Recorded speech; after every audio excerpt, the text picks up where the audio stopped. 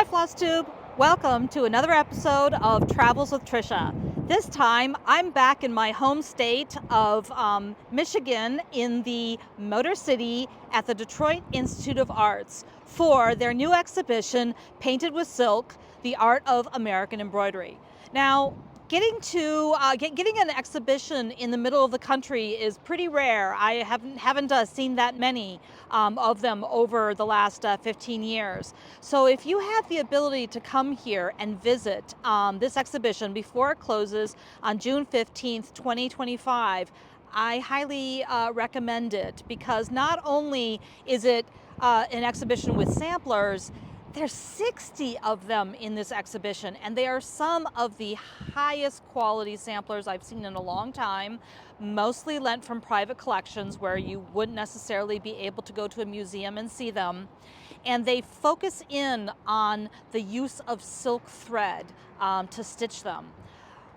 This exhibition is probably one of the best lit exhibitions I have ever seen in order to show you what stitching with silk can do. You have samplers from the East Coast, from England. You have samplers that were originally stitched in untwisted silk, crinkle silk, which really has wonderful light play.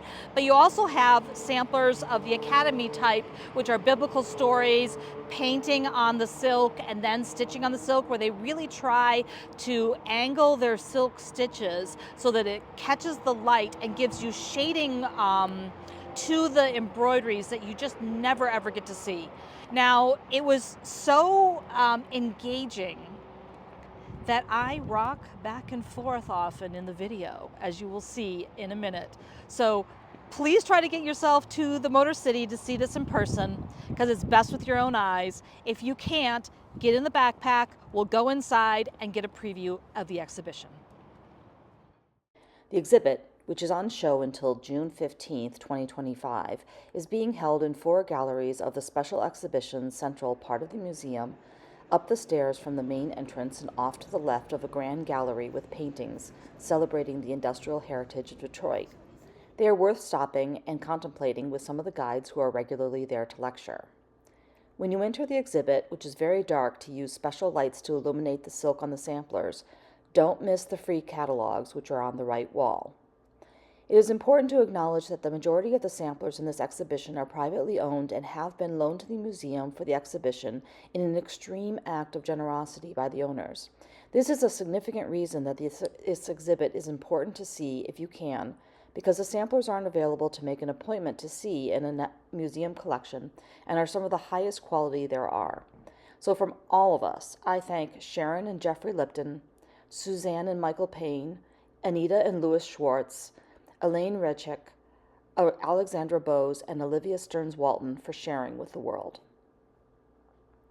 The samplers aren't organized by date or origin, but in other themes, and I won't spoil the exhibition of these themes, but instead go over a selection of the more than 60-plus samplers from the eye of an embroiderer to other stories that I know about these pieces, more in depth, as there are several in the exhibition that I knew about and now was very excited to see in person. So think of this Flosstube as an extra to the exhibit and a small catalog.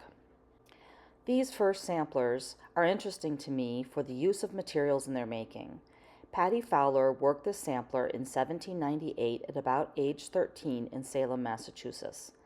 The sampler used green linsey woolsey fabric with linen warp and wool weft dyed green. It was often used around the turn of the century in Salem for samplers with a similar format of pale flowers surrounding a text box, maybe with a sawtooth edge. This recently auctioned sampler from 1810 by Abigail Foster, listed as living in Andover, a town about 17 miles from Salem, shows how the style stayed regional, and likely Abigail attended the same girls' academy that Patty did. Patty worked her tree in a stem stitch where the length of the stitch above the linen and the doubled back behind the linen were pretty regular, long on top and very short, about 1 to 2 linen threads below.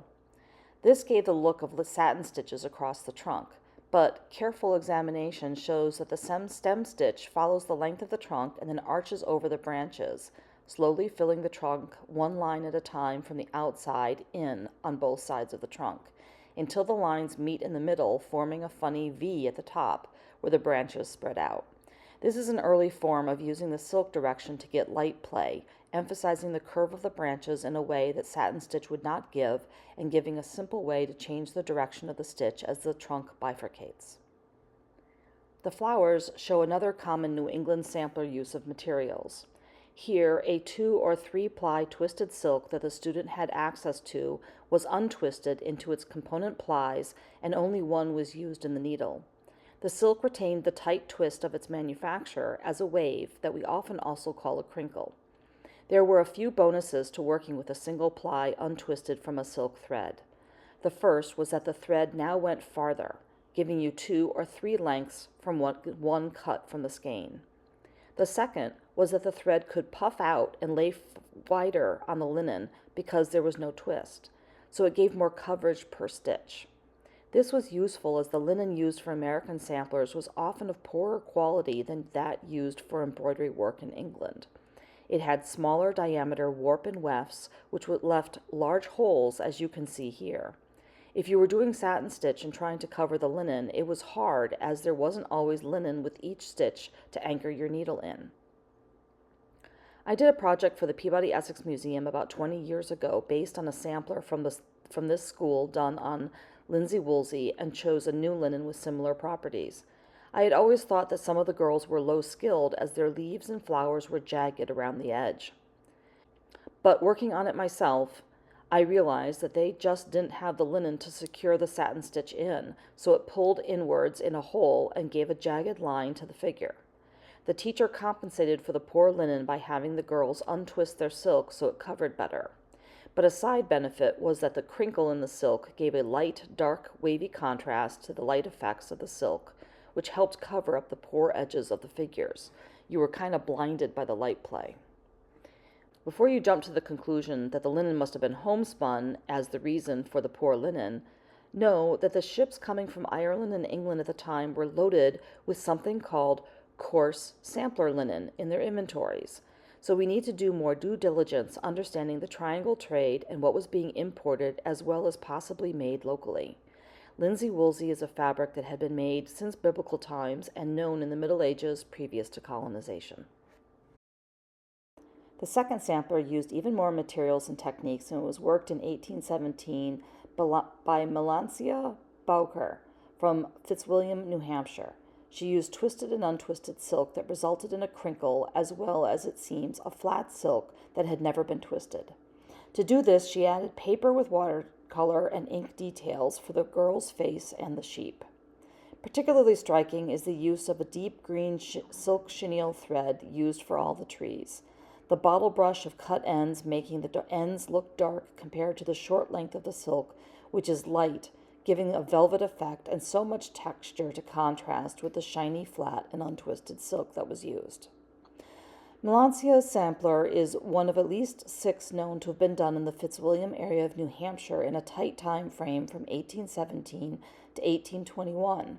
They have similar details with a girl holding a bunch of flowers or garland as the later ones did, a basket of flowers, and usually 2 sheep made of paper or kid skin and applied.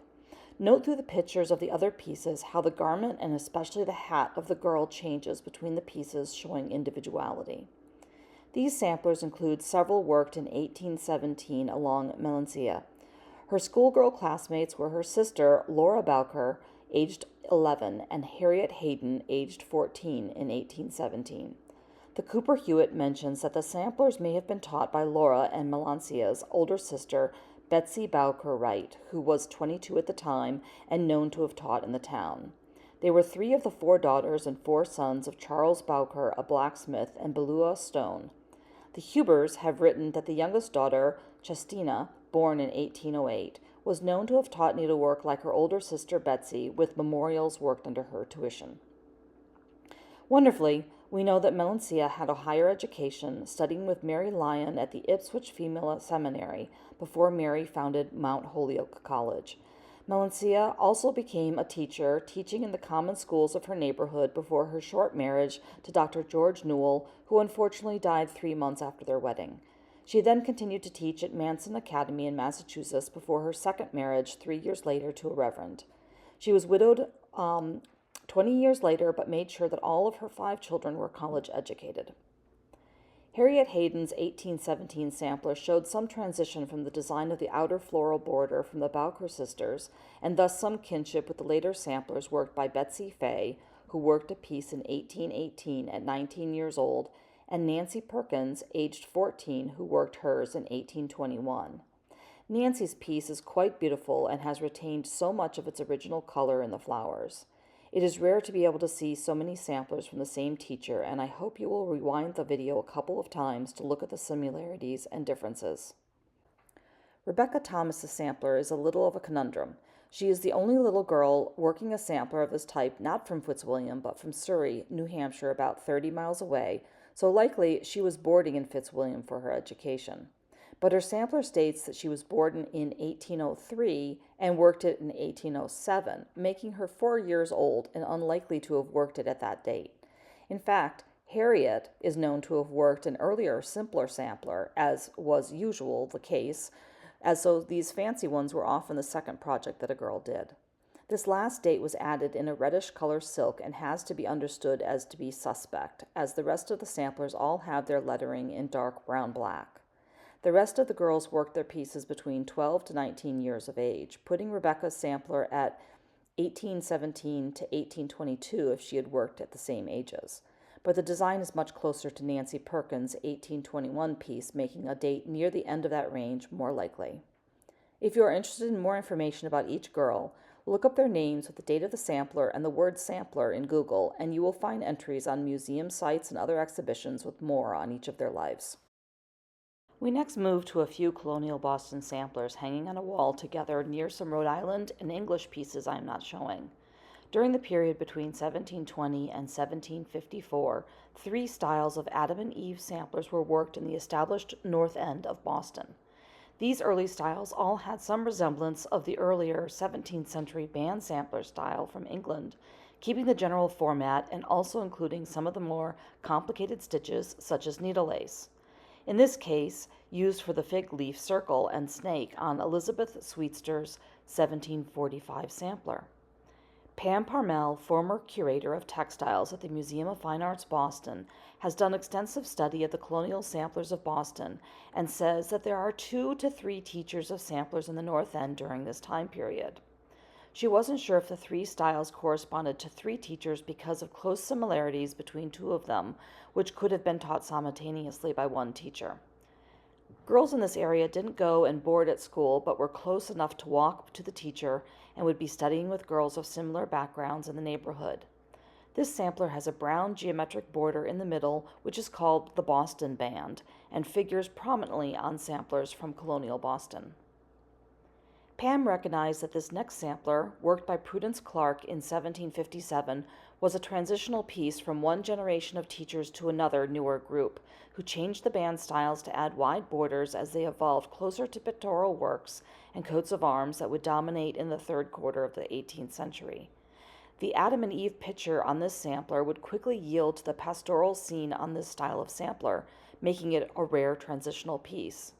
The other sampler of this type was worked in 1762, a few years later, by Elizabeth Ballard, and was last sold by M. Finkel and Daughter. The sampler kept some of the side border motifs and added the Boston Band, worked in blues. They both have this worked background in brown to cover the exposed linen, but it appears that the silks used by Prudence came from at least 2 dye baths, one being a little bit more fugitive and exposing the red tones as fading occurred. This does, though, give us a window into the laborious task of filling a background and how a stitcher works it in chunks, getting bored and moving around, yielding some blocking in funny areas of the sampler. I like it as it is a vestige of the actual personality of the maker. There are more links for these samplers below in the video description, as well as books that give great detail on the sampler makers and research of the regional styles. Unfortunately, most exhibitions lean towards the preferred theme of piety and subservience in education and don't treat the girls as people with complex lives like our own. We must remember that girls who worked these fancy pieces were educated. They were the educated women of the day. As we heard before, Melancia was on a path which went from a dame school, teaching a simple sampler, to an academy, teaching a fancy one, and onwards to being taught by the founder of Mount Holyoke College, and then became a teacher herself. She was essentially college educated, and even after being widowed, she ensured her 5 children were as well. The story of Boston samplers are intertwined with women entrepreneurs, some of whom became some of the wealthiest women of Boston in the colonial period. Susanna Hiller Condie is attributed as the teacher of the earliest style of Adam and Eve samplers in the 1720s and 30s.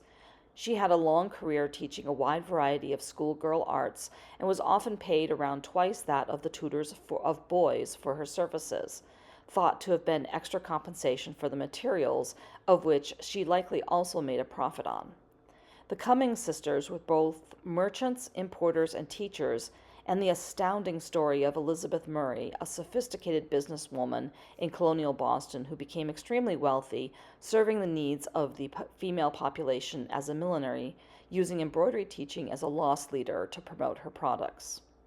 It brings to my mind how many early and mid-20th century women such as Estee Lauder, Madame C.J. Walker, Helena Rubinstein, or Ruth Handler were all underappreciated for becoming millionaires, focusing on markets for girls or women.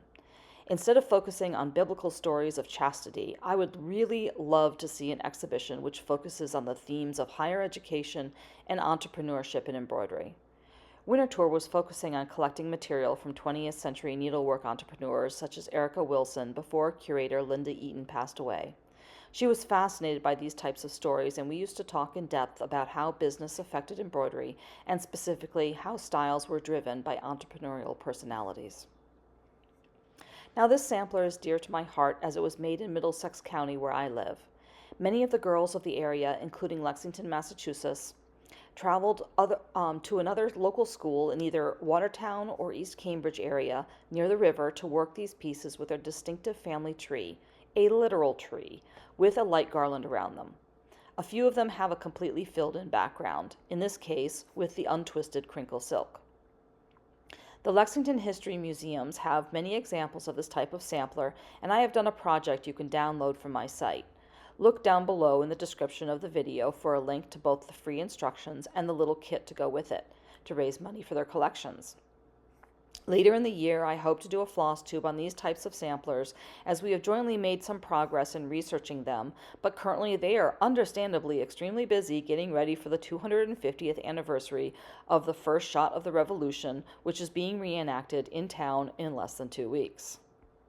One thing I did want to mention about this piece is how the 2 of the apples, with Louisa, born 1806, and Fanny, born 1817, have no stems to the tree. Note that there are 2 Louisas on the apples, the second one being the actual sampler maker. The absence of the stem shows that the children died before the sampler was made, a subtle and sad design cue. These next 2 samplers come from Newbury, Massachusetts. I have been studying the samplers of this town for many years, and that work has convinced me that you must go to be in the place before you speak of the designs and influences. Newbury, at the time of the samplers working, was geographically enormous, an area that is 51.5 square miles. It has multiple town centers and farming areas, as well as a very prosperous port. There are also adjoining towns where the population, such as Rowley, Massachusetts, attended churches inside of Newbury, and thus potential schools that were inside the Newbury borders. In 1764, the port area of Newbury was sectioned off and became Newburyport, and in 1819, an area called West Newbury became separate as well. So knowing the town history is important when viewing any location names on the pieces, as is Hannah Johnson's phrasing in 1768. She embroidered, "Hannah Johnson is my name, English is my nation, Newbury is my dwelling place, and Christ is my salvation." So we know that she lived outside of the port boundaries. Hannah's sampler is more tied to the samplers worked in the port city, so perhaps she was attending a school in or near the town, the border being right at the highest density of the area. Newbury and its port is a highly interesting area for sampler history, with extremely distinctive bands and alphabets as well as pictorials that were drawn on the samplers. My list of teachers, though, is much longer than the number of styles, and their practices were far shorter than the permanence of style or specific drawings.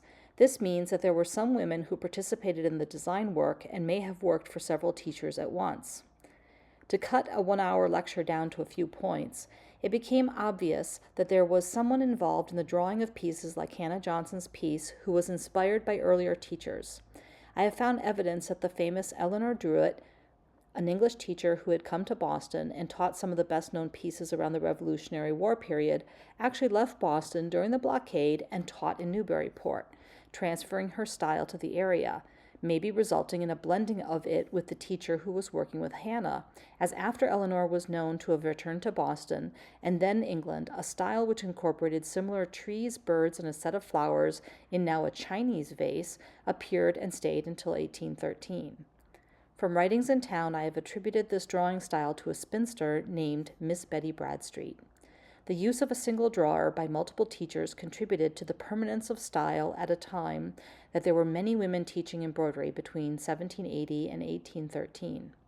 After Betty died in 1813, the drawing style became immediately a copyist type of the original style in a very poor way and died out extremely fast as no one seemed to be able to replicate Betty's style. I own several of her works as well as those by some of the copyists.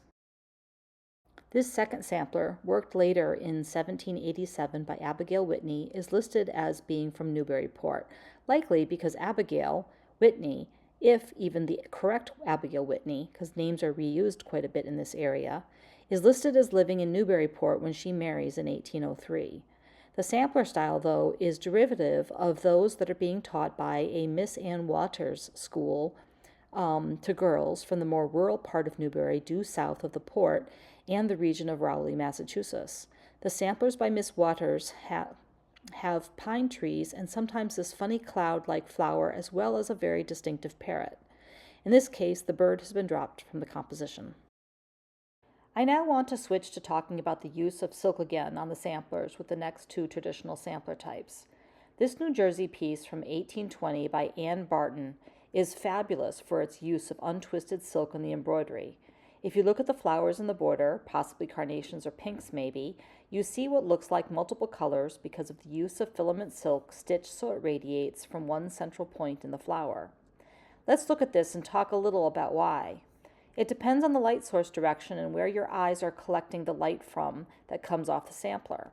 On a flower, such as this one, the light source is angled such that when it hits the silk, stitched almost horizontally to the horizon, the light is reflected towards where I am standing with my camera, or right to the camera lens.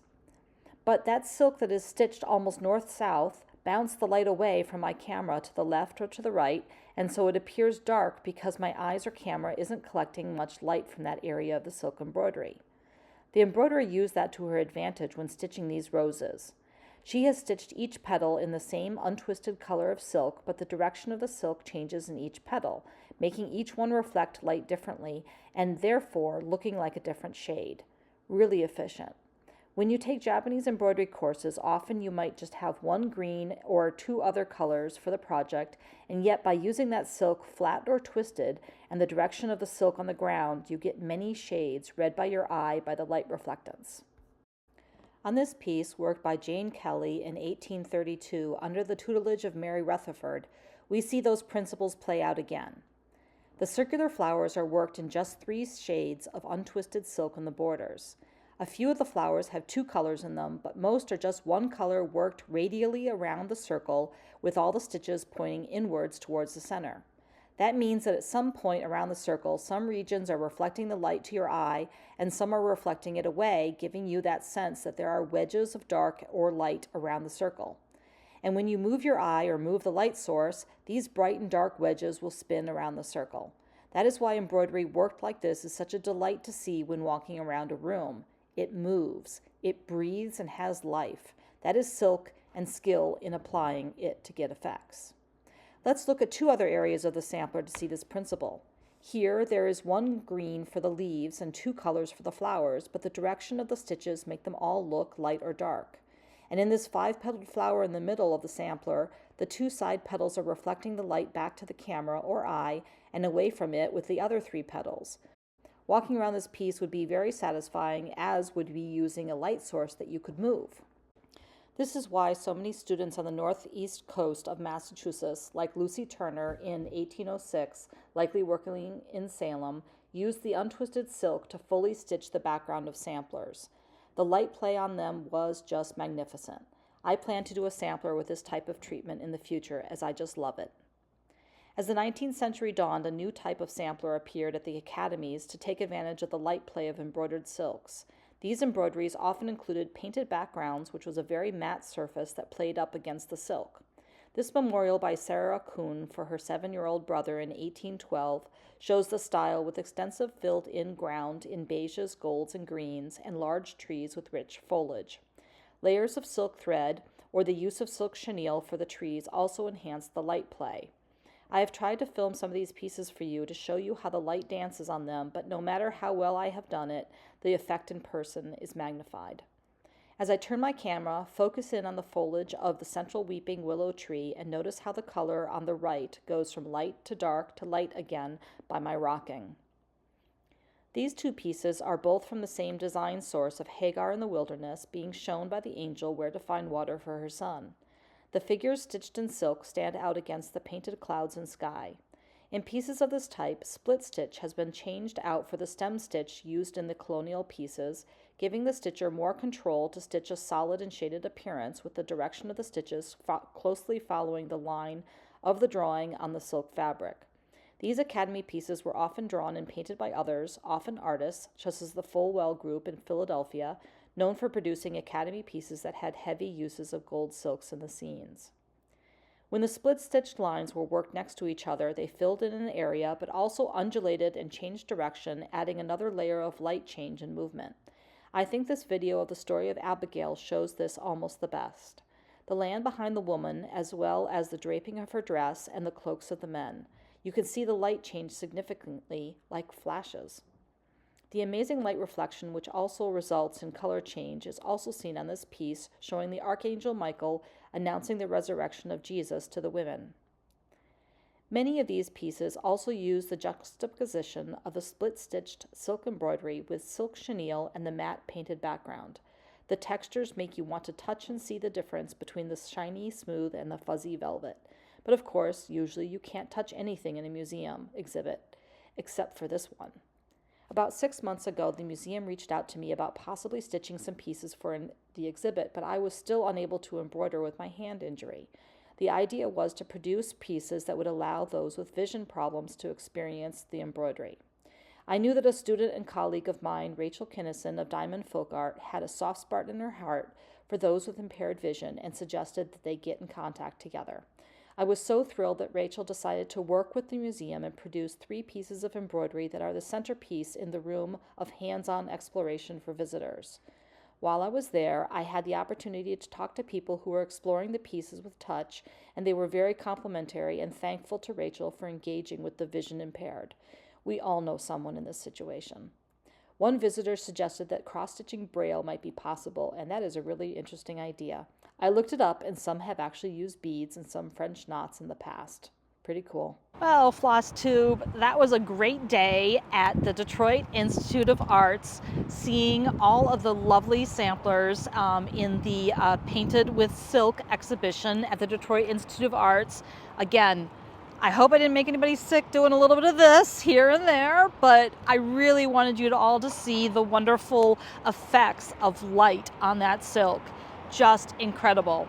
Please get yourself to the Detroit Institute of Arts, and if you like videos of this type, please subscribe to my channel. See you again soon.